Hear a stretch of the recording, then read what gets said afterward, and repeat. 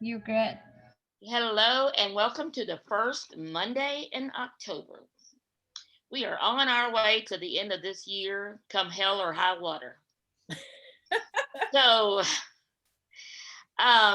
so yay! Thank you all for being here. And so, those of you that have your own Zoom account, Amy discovered something today, and she can share that with you. Um, but I wanted to talk a quick minute. Where's is Julie not on? Yeah, Julie. I thought you were already on. So Julie and I had a call today, and Julie brought up something we were discussing. All when we've had a lot of cover reveals the last few weeks, and we have. And remember, every one of those cover reveals will now become a book launch. So we have David Fallour, who will be next, is it Friday or Saturday, Amy? It's the 17th, I believe. So that's Saturday. That would be David. And his book is Counterclockwise, an Yes. amazing historical fiction that takes place in 1945. And it takes place in Galveston and Houston. Um, and it's something to do with the bomb, the bomb and all of that. So anyway, his is next week, and Amy and I spent a good bit of the time this weekend looking at getting his book on his ebook read. When you're working with somebody and you help them with convert to an ebook, what do you use for formatting? Uh, Give me just a little bit more clarity. What do I mean? What do I use for formatting? Like, what do you use to put it in an EPUB or a Mobi or whatever? Okay, what software is Scrivener is what I start with. I put everything in there in chapter format, and then because that gives the breakdowns as you can automatically access that from the table of contents. Then as soon as I get finished doing that part, I compile it. I put it into another software called Sigil, Sigil, which is an EPUB editor, and then I can move things around and make things look a lot nicer because the default coming out of Scrivener is not necessarily the best. I can I can modify the front end to make it just look a little bit more user friendly, and then from Sigil, I take that output and I put that into the Kindle reader. And the output of the Kindle reader, if I'm happy with it, I go by and I double check every single page. If I'm happy with that, the final version that comes out of it is a .mobi that can be put into Kindle as the version that it needs to be. So we had a lot of problems with David's this weekend, and it's still not all resolved. I did see your response, CJ, and I knew that's what you guys use, but he that has to be for Apple, and he has Windows. So, but he tried. So first of all, we tried downloading the new Amazon Create, which will be amazing when it's complete, but it is not complete yet. So we stumbled through that for a while. Now, if you don't already know exactly what you want the book to look like, including fonts and everything, it might be fine. He knew, so we could not get the right fonts. And so I worked with him on Saturday between cover reveals of David's and David's, redoing it. I worked with him, and we never did. We never could um, get things to work right. So then he goes back to his original Word document and tries just uploading that to Kindle, and that had some problems. And so, Take the yes, original document that you have that created your physical book, the .doc or whatever. The end of that process, when you're all done publishing that book, Kindle will give you a chance at that point in time to take that version of the book and make it an ebook, and vice versa. You can take the ebook and make a physical book. But again, you're given a little bit of restrictions on what it looks like, but it will actually take and format the whole thing for you automatically. You don't even have to do anything. I just find that it's not something that's real good quality as far as I'm concerned for an ebook or for the physical book, vice versa. That's why I tweak them with Sigil and other things. okay. And so he went back. So his person that did the print book used InDesign. So he went back to him to get an export of some kind of EPUB, and he got it. And so that's what's on there. He ended up just putting that on there, but it was not what he originally wanted. And then today I tried to open those files on my Kindle app, and I couldn't get it to work. So Anyway, we ran into some serious problems with that. Kindle says they'll accept a lot of stuff, but in reality, they really want a .mobi, and then you generally don't have a problem. Like I say, I preview every page ahead of time. I just don't move, I tweak it, go back, put it in my first end, and just run it right through the system. And it's a lot of work, but you get exactly what you're looking for if you have the end product the way they want it. But And that's here's why what I'm the not real lot- happy with. Okay, Anyway, that's that's just great. That's great. Thank you. Anyway, so I don't know. He has a version there. It's not what he wanted, but we're looking to see what we'll do for the future. But we have a couple of other books coming out soon that I wanted to make sure we got those. But back to what I wanted to talk about real quick, and then I'm turning it over to Fern, is the book launch parties. That's what Julie and I were talking about today. We're getting so many of them that they're all starting to be the same thing, same thing.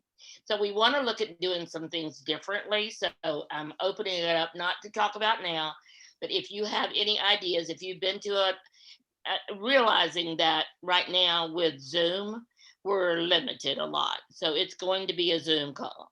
So, or some kind of virtual call. For David Baylogs, which is coming up the day before Halloween, we talked about it already. Definitely, James, we are on to make it a costume party, right? So we're going to invite everybody that's on the screen to be wearing a costume. And if you're interested in being on the screen and having a few minutes to talk about your book, so Julie, that would be your book. Janice, CJ, any of you that want to be on. Haley, we missed you for the cover reveal, so we're going to tag you for the book launch. Yeah, sorry about that. My best friend was in town, so if it had been at 2, I'd have been okay, but she came in later. So that's fine. So we want you for the launch party though. Okay? I want to be there, so good. So that will be different, and we'll give award for the best costume and some stuff like that. We have Fern's party coming up on the 24th, right, Fern? Is that Megs? yes. And Fern always does things a little bit differently than the rest of us because she's got a 2-hour party, and are you still going to do it where each person has 30 minutes that they're responsible for and all that, or how are you going to do that? Yeah, I think that's what we're doing. I actually, Jessica Rainey is going to MC. So we're going to have her kind of just be the master of ceremonies, kind of guiding the process. So we decided that this time that's how we would do it, like assign an MC that would kind of make sure that everything is running smooth, that everybody gets their chance to talk and stuff. So that's kind of what we're doing. Okay, great. So, and then we have David's next week, so we need to talk about that. Yes, Red. I've been in contact with 2 publishing companies that I'm working with from LinkedIn, and they offer a whole lot more stuff than what I do, but they also have people who have sticker shock of what they offer, of which I would fit in very nicely. But 2 of the things that I've come across is both of them do video trailers for their books, for authors' books, and one of them also provides qualified reviews within the genre that they're in, because they have a stable of book reviewers that, they obviously it's a charge. So if that's something that somebody wants to know a little bit more about, I'm learning, and in another week or 2 with some more conversations with them, I'll have some more details. But it's just one of those things that can be added into the book launch team as far as the process when you finally get it there. I know CJ had a nice little video trailer for her book. But now one of these people charged $1,400 for a trailer. The other one charges $300. But one of them spends a lot more time consulting one-on-one. So anyway, it's an expensive thing. I asked the price on the book reviews, and they said basically I think 10 or 12 book reviews for around $120, which That's not bad. That's not bad. So anyway, just throw that out for what it's worth. Very good. And Julie had told us a few weeks ago that she had submitted an ad, or Julie, what was it that you did with the IPPY people, with Jerry Jenkins and his people? the one where they sent out the thing for you, and you just muted yourself. So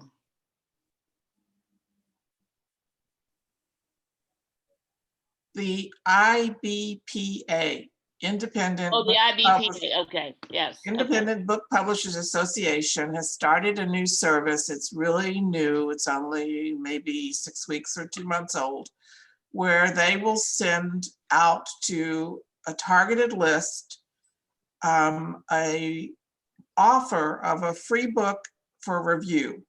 So they handle it all. They have all of these lists of different people, and then you tell them what area you're in, what category you want them to send. So in my case, I had them send to travel writers, and they sent the press release out to over 2,000 different addresses, email addresses they had. And this is Could you brand put new. that, could you put that in the chat thing, Julie? Sure. Thank you. How much did you pay for that? I can't remember, Sandy. Maybe, you know, I've been trying to get press releases out to travel writers, and this was the first chance I thought to actually do this.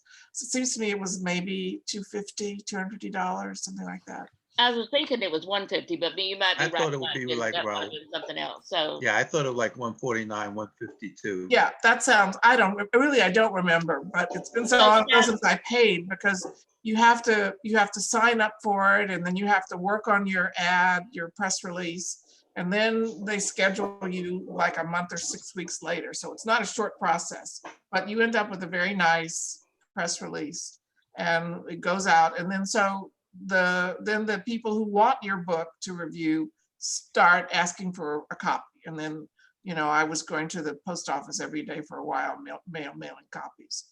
It's stopped now, but I have about 7 people who actually want to review my book, and they're mainly travel bloggers, and or they have a travel website. and I think that's a great place to start. So yeah, so Kathy Hawaii, and remember next Monday night will be Kathy's book launch. Amy, why don't you tell us a little bit about that, because you've worked more with Kathy on this, and just kind of tell us what's going on next week.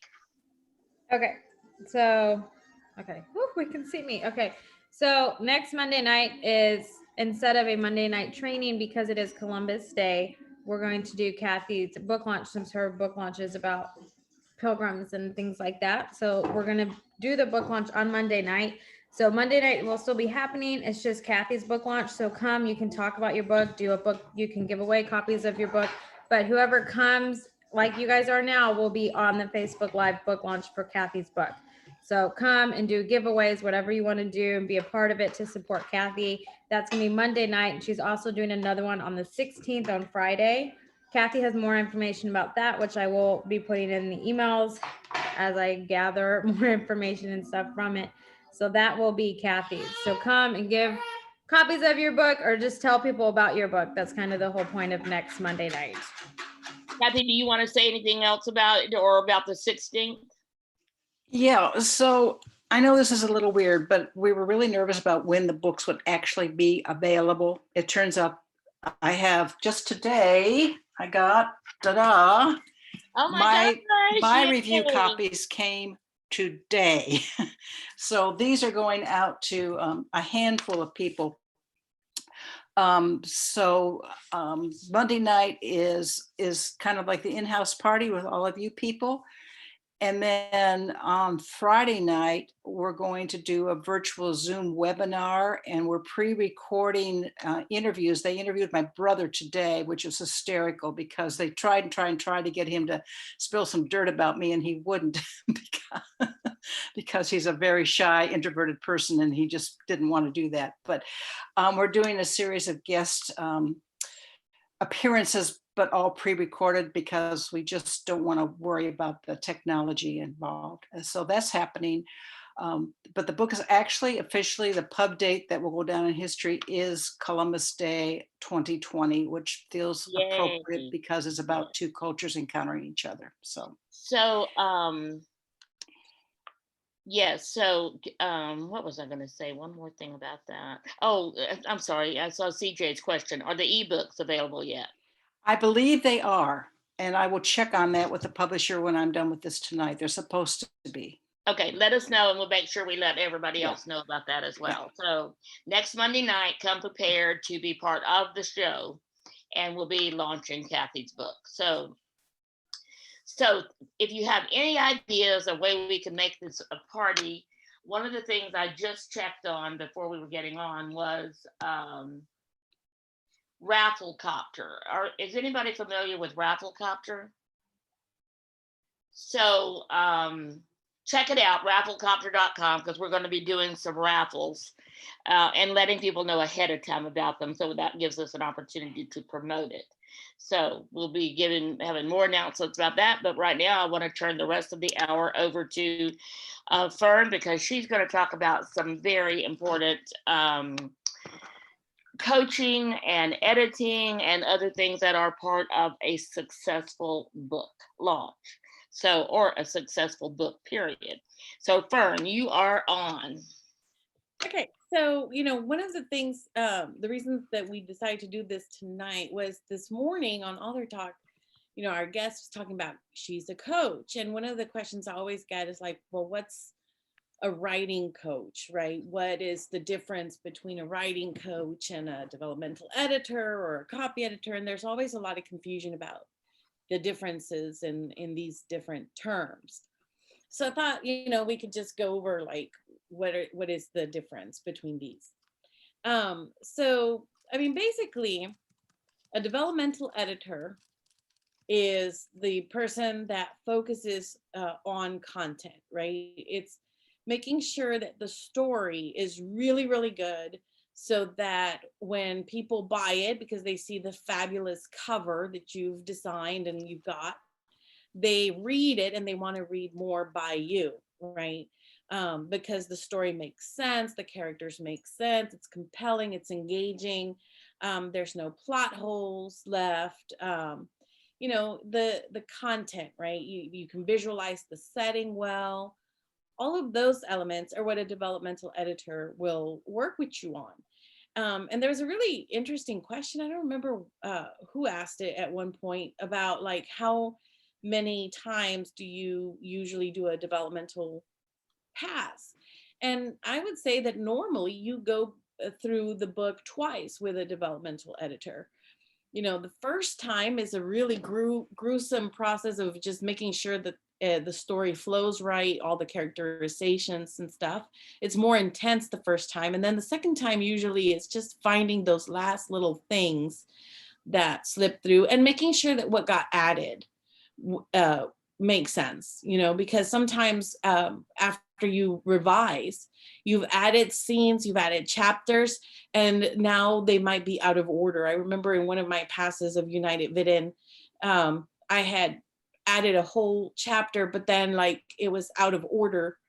What came after should have been before that chapter. So it's good to do at least 2 passes of developmental editing to make sure that you've got good, strong content laid out.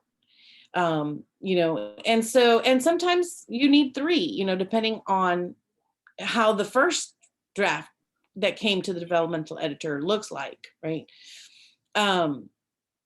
The developmental editor usually comes in, once you've got your first draft and you yourself have done some edits. Like I never send my very first messy, what I like to call the vomity draft, to the editor. I like to go through it first myself. And that's where you can come in with some critique groups. I know that we've talked about critique groups in here, and that's one of the tools to kind of save you a little bit of money and not have to do 3 passes of editing, and paying for an editor. Because you can bring your work through critique groups, and they can help find the errors and the areas of confusion and the areas where they just want to know more. Sometimes it's not even that that it's wrong, it's just that there's more information the reader really wants to know, and that's really good to get from a critique group.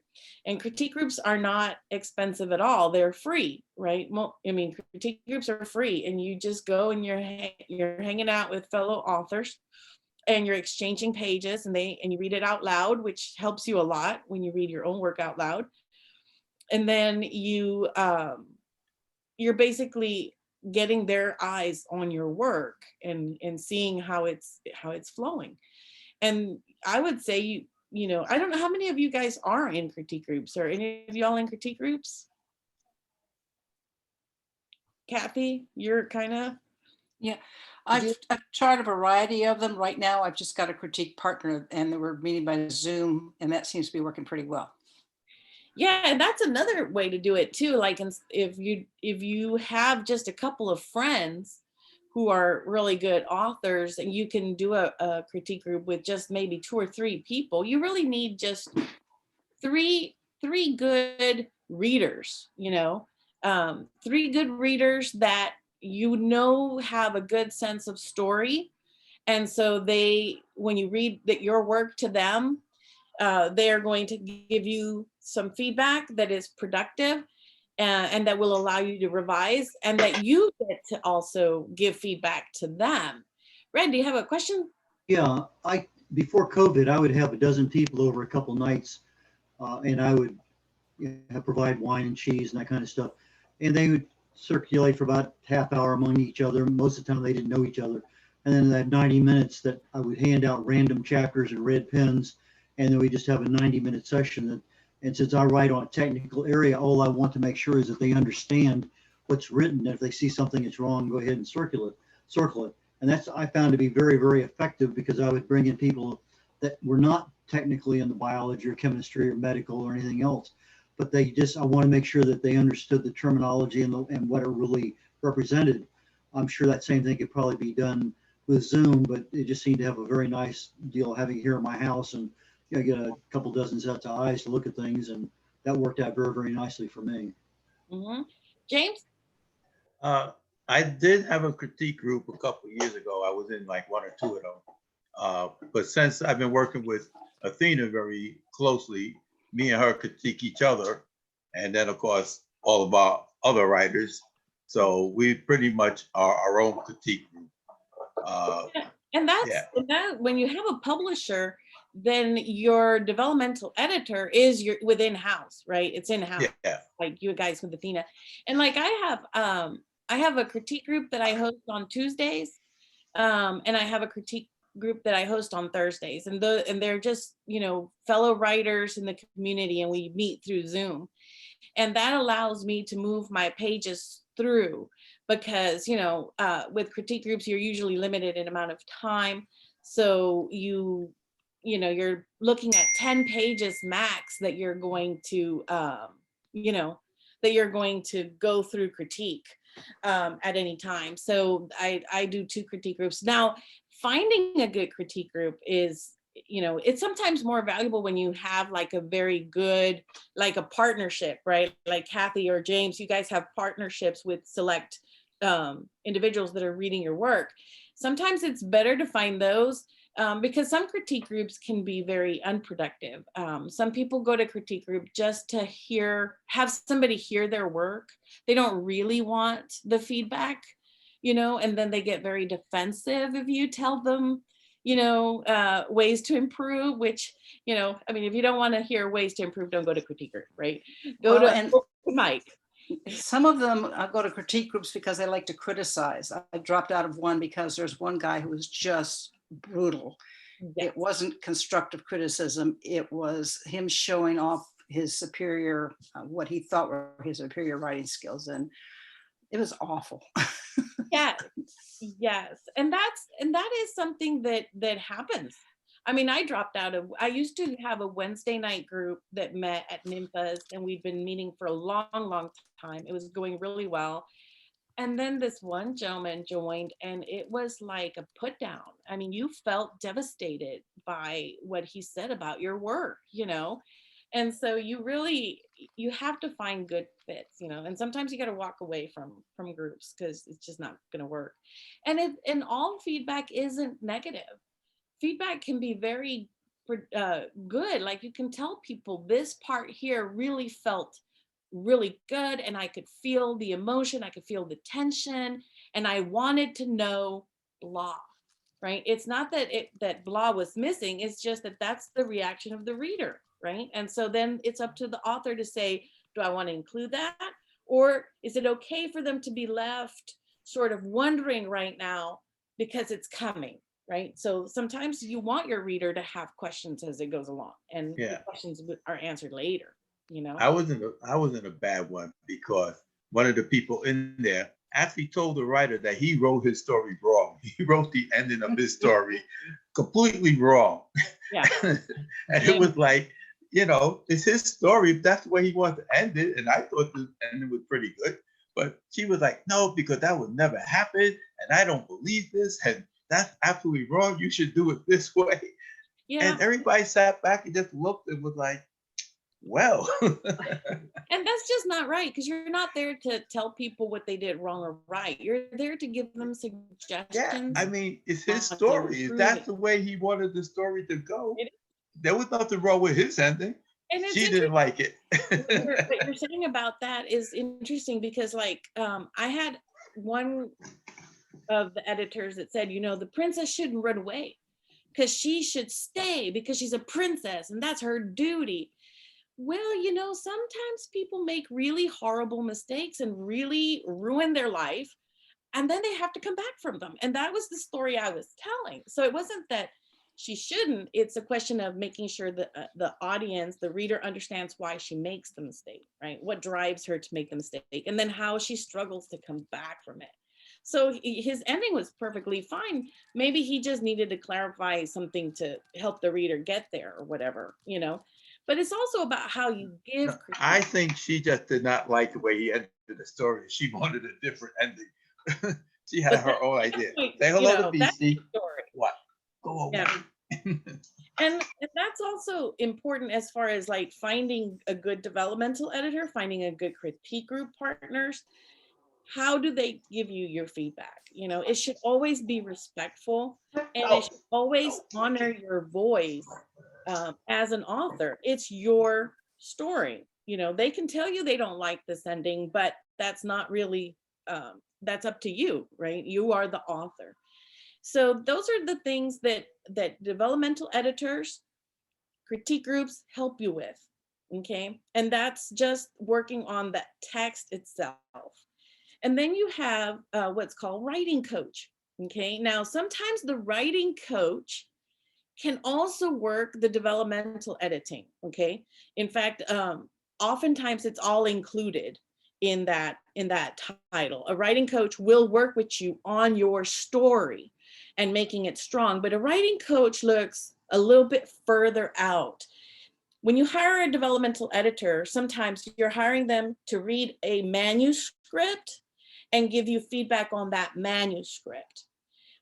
A coach will look at not just that individual manuscript, but a coach will look at where are you going with the whole series, right?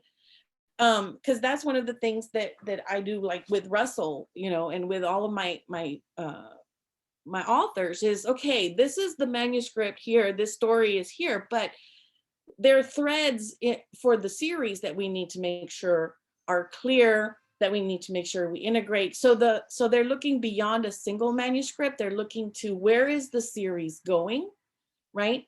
And beyond that, a writing coach also gives you advice for your career. Okay, this is where it's a little bit even beyond the developmental editor. It's not just about that manuscript or the series, it's about your career. So a writing coach will often encourage you to attend specific, maybe a conference that they know is coming up that you could benefit from, or they may know of a class. I know that when Writespace has some memoir classes going on, or some other locations have memoir classes, I know some of my students who will benefit from it, so I let them know, you know. So a writing coach is looking at opportunities to connect you in the writing community, and help guide you with your career. And sometimes the writing coach will be the one that helps you to figure out, do you want to self-publish, or do you want to pursue, you know, finding a publisher? and guide you in the process of how to do these things, right? They are not going to necessarily do it for you, but they're going to give you the guidance and the feedback and the encouragement. So a writing coach is really a career coach. You know, it's really looking at of how are you going to go through as an author and your author journey as a whole. And a lot of times you sort of become a therapist as a writing coach, because a lot of, you know, my clients, you know, I mean, they'll tell me stuff going on in their lives, and we, you know, help them to figure out, okay, how do they make their writing practice balance out with all the stuff on their plate, with family and with career and with children, you know? And so sometimes it's just you're just there and you're listening as a writing coach. You're just listening to some of the situations they're going through and letting them, you know, talk it out, and then looking at how can we use these experiences to serve our writing, you know? Sometimes it's a good way to encourage them to like look at some new genres like poetry. You know, if you're going through a really hard time and it's a very stuff, you know, that's emotional, poetry is a great way to get that out, you know? And so sometimes as a writing coach, you just encourage them to look beyond their project. You know, a lot of authors get very intense about their book and they want to finish the book and they're writing it, but then you come to a wall. You know, sometimes when you're writing a book, there comes that moment in which you've been writing it for so long and you just need to go off and do something different for a bit, you know? And so sometimes as a writing coach, you know, I encourage them to pursue something else, you know, maybe writing a short story or writing some poems or looking at something not their project, setting it aside for a little while, you know, so that they can clear their mind and refresh the creativity. You know, as a writing coach, you always have to look at things like, what is the goal?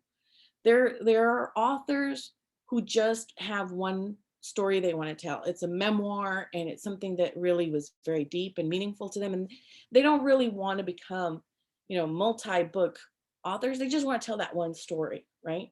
So as a writing coach, you help them to just get that story written. And then you decide, do you want to go public with it? Do you want to just keep it in-house? You know, if you're not going to write more, then you want to self-publish, right? Because that'll allow you to give your copies to your friends and families and such.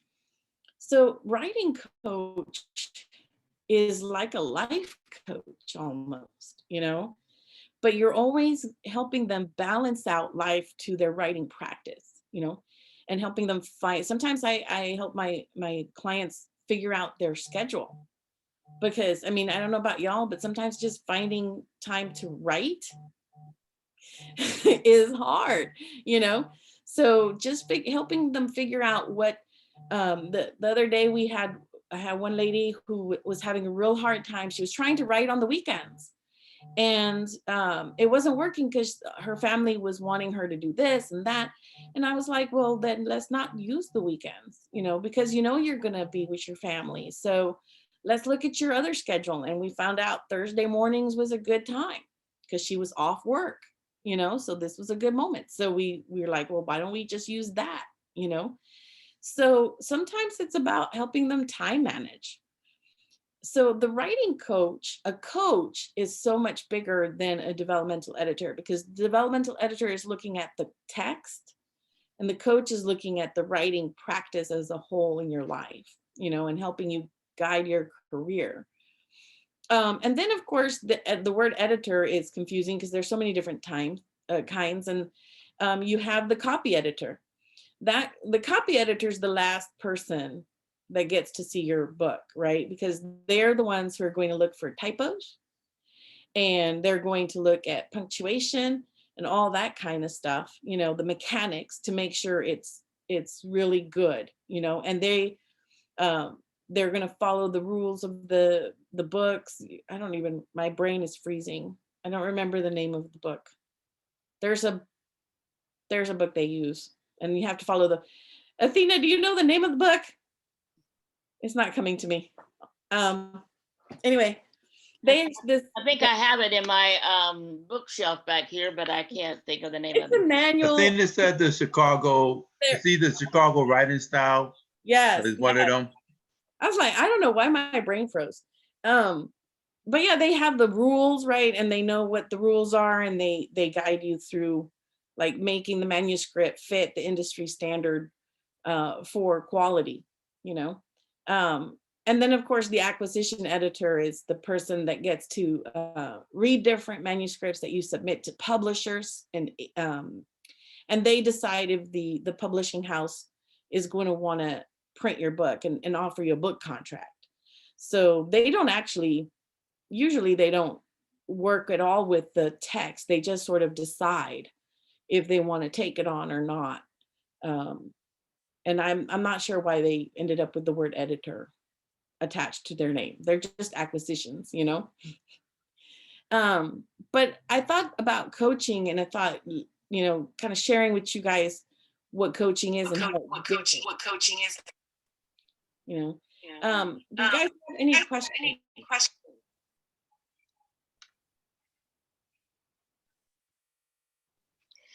So make sure you understand all about editing, because I can tell you that I get more people tell me the reason I didn't review that book you wanted me to review is because it needed to be edited more. So, and people don't want to give a bad a bad review, so they just don't review it at all. So make sure you go through all the editing you need to have done before you publish the book. And you know what? Interesting. Tarina posted in the chat, you know, that a writing coach could serve as a publicist for a self-published author, and actually, that is not the same thing, because a publicist works with you once the book is published. Once the book is done, then the publicist does marketing. The publicist helps you establish your author platform, helps you to do press releases. Some of that, Fern, I'm just going to check. Some of that should happen before the book is published for at least a couple of months or so. Yes, but it's not not the same as the coach, though. No, you're right. Yeah, the coach can hook you up with a good publicist, and a coach can help you to know like what the pacing for that would be. Like Sandy was saying, you know, I mean, some of the things that you need to do before you get to publication, to be on social media, or to think of like, you know, to think of ways that you can build your audience. For example, a coach could look at your text and see, okay, you have some backstory in it for this character, that we could turn that into a short story, and we can look for some anthologies or some contests to put it in. That kind of stuff the coach might look at, you know, helping you develop those. And that kind of works as a publicist, because you are building audience by putting your smaller pieces, by creating an essay out of something and maybe going to a magazine or something for it. So the coach could guide you that way, and it does help you with publicity and building your audience. But a publicist is a little bit more specialized in terms of, you know, the public relations aspect of it, and, you know, the press releases and things like that. So it's a little bit different. But the coach is sort of the I like to think of coaching as a sort of an umbrella. You know, all the other pieces sort of are under the umbrella, and the coach is sort of giving you that protection of guidance, of saying, okay, we're moving towards this side, or now we're going into this phase, and they can give you a lot of guidance for that kind of stuff. And oftentimes the coach is reading your work and is a developmental editor as well.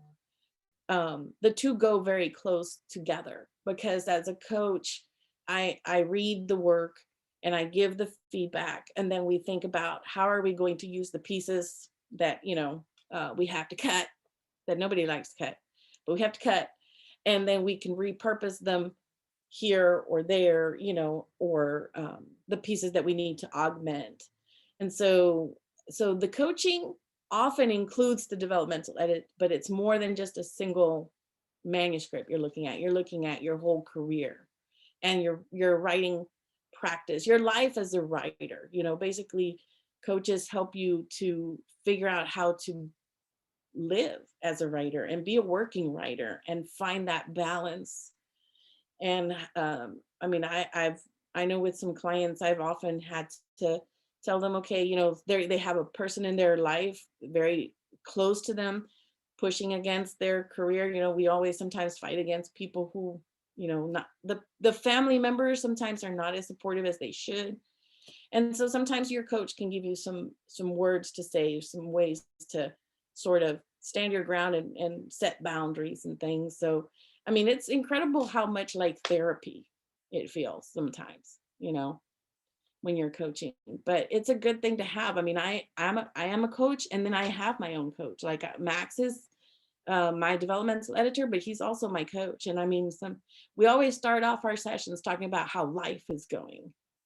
And then we move into our writing practice, right? Because life is affecting the writing practice. So, and it's really nice to get his feedback on balancing things, and, bouncing things off of him is very helpful.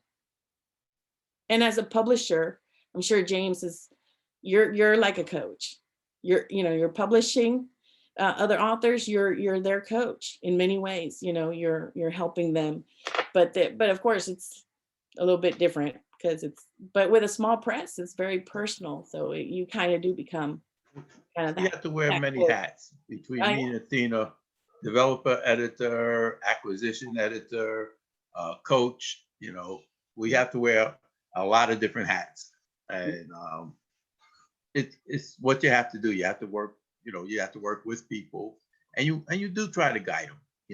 It is because people are coming from not having done this before. Most of the writers, as you know, that we take on are first-time writers, first-time authors. They haven't been here before, and me and Athena have been through the mill a little bit, so we know where they're at, and we can help them with their expectation, because that's the number one thing.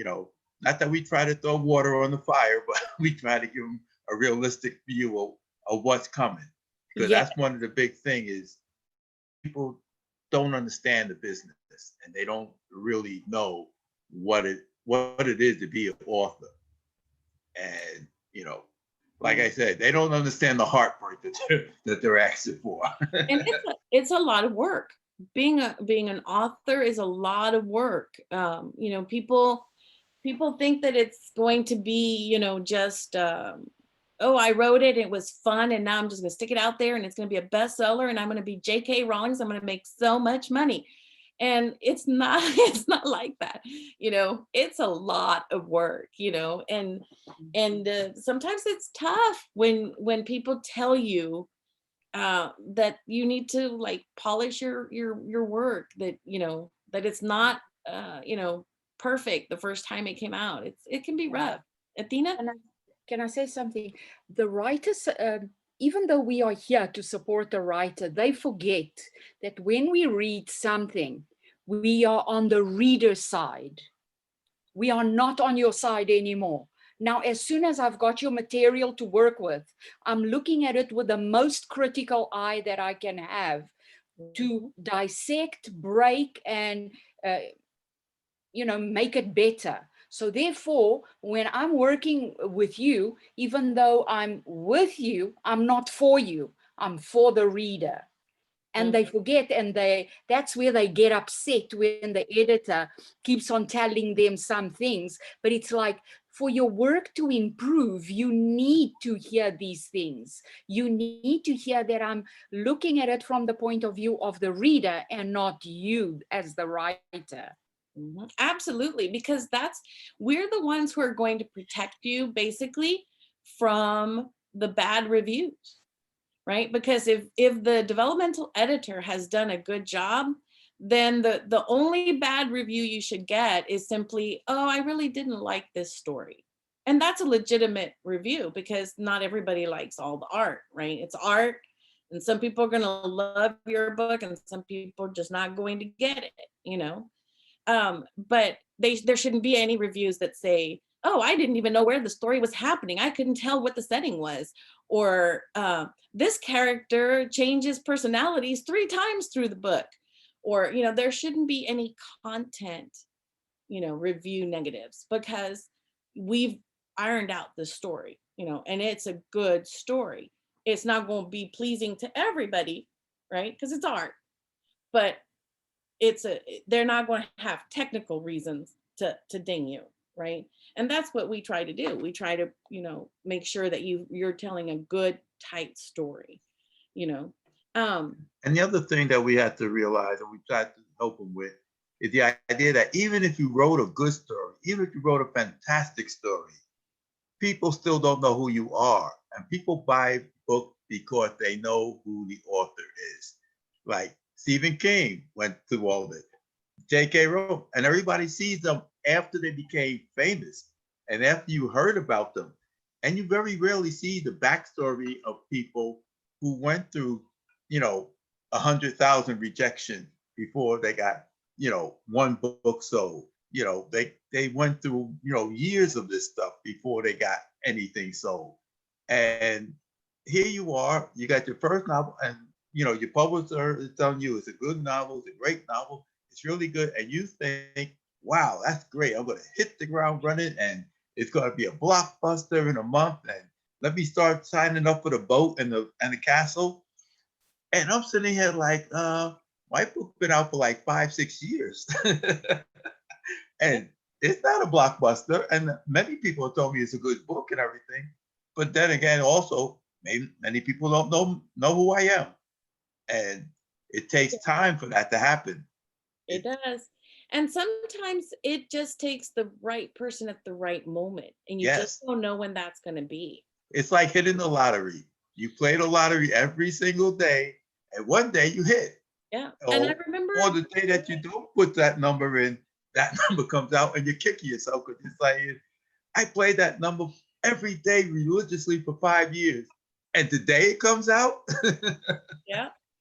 So, And I remember my dad told me once about how Ian Fleming's books, James Bond's novels, right?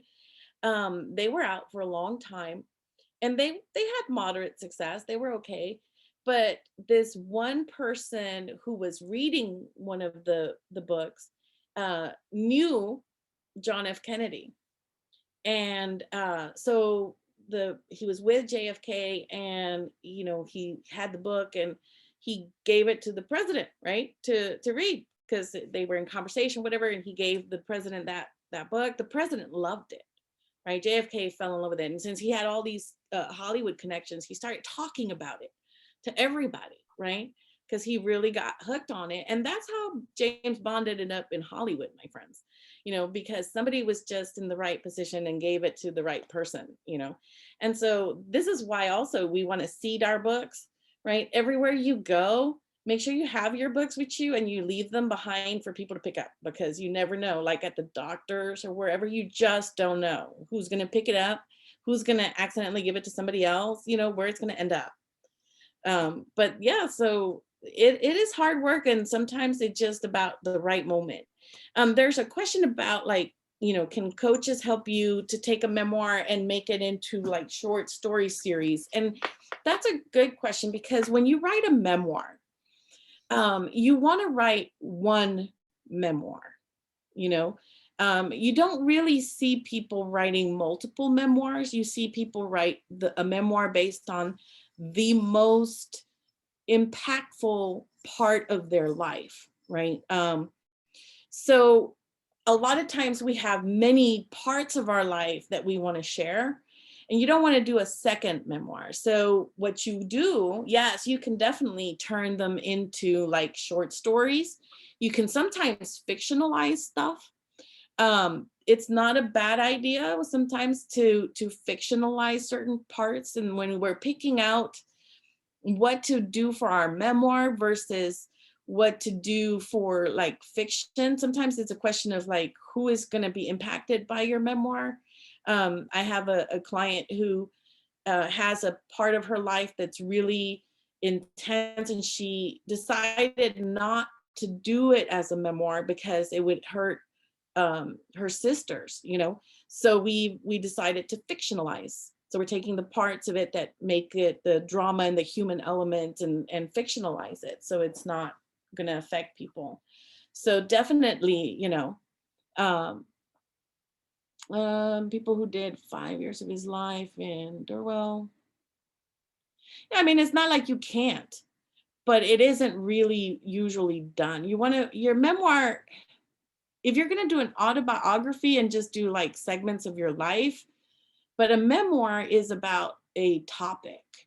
A memoir is really the focus of an era or something like topical that is really impactful to people. Like if you went through a very abusive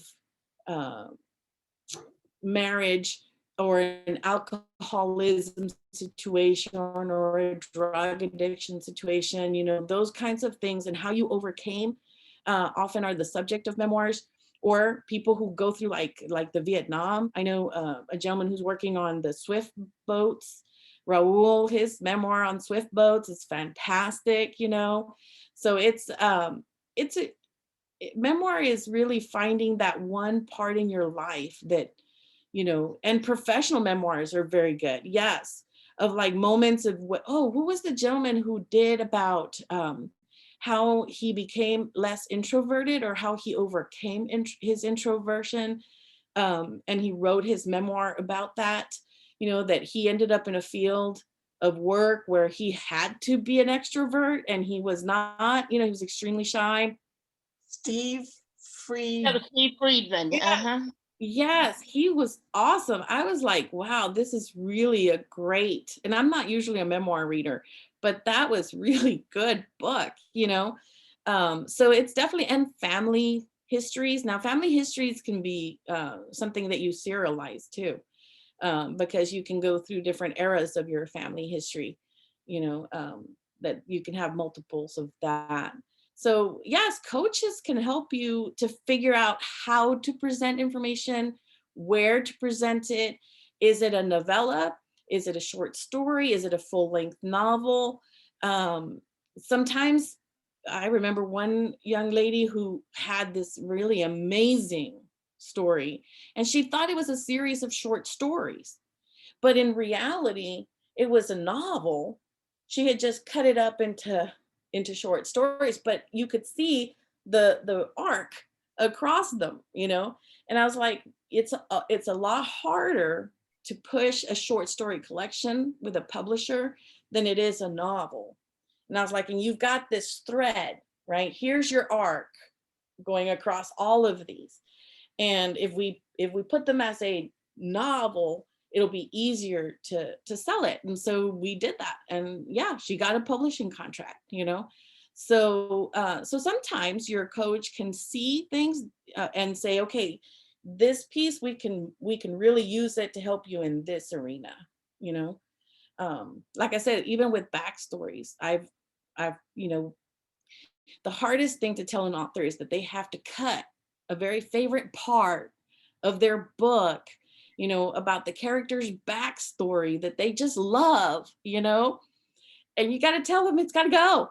And so that's when you tell them, but you can repurpose it and make it its own little short story or a little novella, and we can use it to help you this way, you know. So it's always, yeah, your coach and your developmental editor are usually people you love, but you also hate sometimes, and that's okay. I like to say, cut it, but don't delete it. Always. Yeah. Don't delete it. Just cut it and save it. Save it somewhere else. You never know how you're going to repurpose it, you know, and how it could serve you. And in many ways, there are also pieces of our writing that have already served the purpose the moment we wrote it, you know, because as we wrote it, we released something, you know, we released something of ourselves, something we felt in that moment onto that page. So it already served you in the moment you wrote it. And then it's just a question of, can it serve you as a professional in public space, right? And how can you bring that out? or should it? Some pieces should just never see the light of day. You should just bury it. you know, I'm just saying. Not that I have any of those. Of course, that was, you're talking from a friend, for a friend. Yes, I'm just referring to, no personal experience whatsoever with pieces that you need to just be burned somewhere. But I think we come to our time. Is there any last little sections or questions? Sorry, my brain. Anybody else have questions on editing or coaching? I love having a coach. And one of the things I read or I heard or someone told me is that every good coach has a coach. So I would never recommend anybody have a coach if I didn't have one. And I've had several over the years. The one that my latest coach, and which I had for the last year, and we just ended it, was an online marketing coach. So how to take everything I do and put it online and market it. So that turns out to be quite a effort. And so that's going to be slowly but surely developing. So anyway, how many of you have a coach of some kind? You have a coach. So somebody, if you don't have a coach, then get a partner, a mentor, a somebody that you talk to every week, that you share what's going on. One of the things that that Haley keeps saying to me is, I feel like I'm out here doing this all by myself, and she had to leave, so we didn't get a chance to say this before she's gone. But yeah, you will start feeling like you're out there doing it all by yourself if you don't have a coach, a buddy. I have a buddy, and Jeremy, how long have we been buddies, Jeremy? Like a few years now, right? 5 years, I think. Yeah, wow, I didn't realize it in 5 years. So, No, and the way 4 years. 4 years. So we've had some amazing experiences, and we don't talk all the time like we used to when we first started. When he was my first buddy, we met every week and we talked. He was an accountability person for me for a while.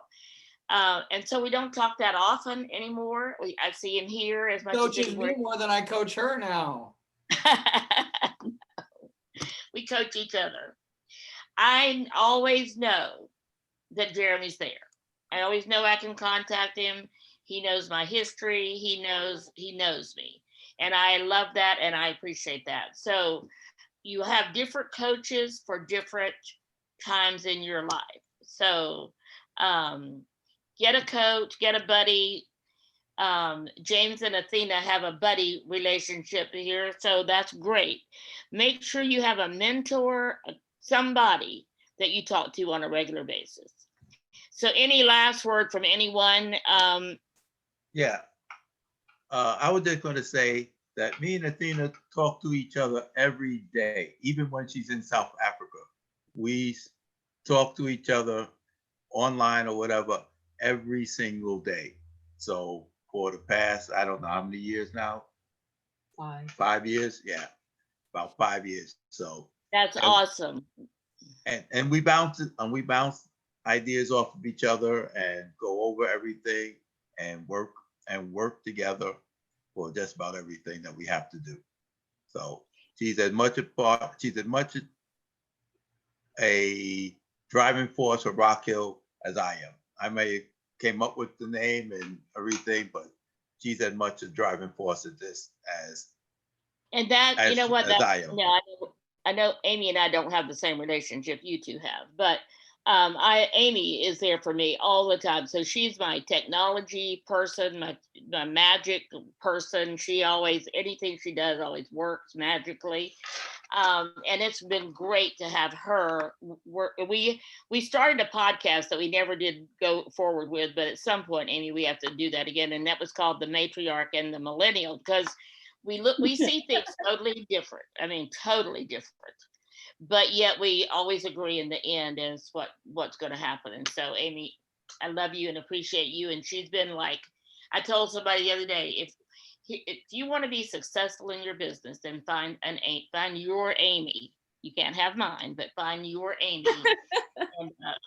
and she's been great. And so now I'm going to be Grandma Sandy actually to Amy, really more than her kids, because she's the exact same age as my granddaughter. So, so have a coach, get a buddy, get a mentor, or be a mentor. Some of you should be mentors with other people and helping them. So, Pass it anyway, on. Pass it on. Yeah. Thank you, Fern. As always, you are so, have so much to share with everybody, and I appreciate it and love you, and we'll see you tomorrow. So have a great Monday evening, have a great rest of the week, and we'll see you on Friday. And don't forget, next Monday, Kathy's